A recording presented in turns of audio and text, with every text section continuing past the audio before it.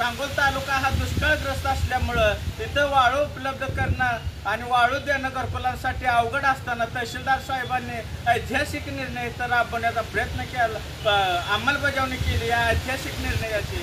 त्यामुळं तहसीलदार साहेबांचं, बीडीओ साहेबांचं, त्यांचे मोरे साहेब असतील, नगरपालिकेचे कोरे साहेब असतील, पंचायत समिती हातीकार साहेब असतील, यांचं सर्वांचं बहुजन समाज पार्टीतर्फे आम्ही अभिनंदन आभार व्यक्त करतो।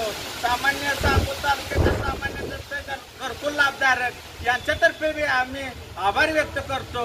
अशी लढाई आम्ही कायम लढत राहू, पण जनतेचीही आम्हाला सहकार्य भेटलं पाहिजे। आज वाळू मोफत मिळत असताना या वाळूचा दुरुपयोगही झाला नाही पाहिजे, अशी नागरिकांनी दखल घेतली पाहिजे। कोणी वाळूधारक जर का चोरी करत असेल तर सामान्य नागरिकांनी त्याला सांगितलं, तहसीलदार साहेबांना सूचना केली पाहिजे, तलाठी साहेबांना सूचना केली पाहिजे। ही वाळू ही आपली मालकी आहे, त्यामुळं सामान्य नागरिकांचं कर्तव्य, तो पैसा आपला आहे, वाळू आपले आहे। त्यांनी तहसीलदार साहेबांना सांगून जी ही वाळू उपलब्ध राहणार आहे ती फक्त घरकुल लाभार्थ्यांना दिली जाईल, याच्यासाठी सामान्य नागरिकांनाही दखल घेतली पाहिजे।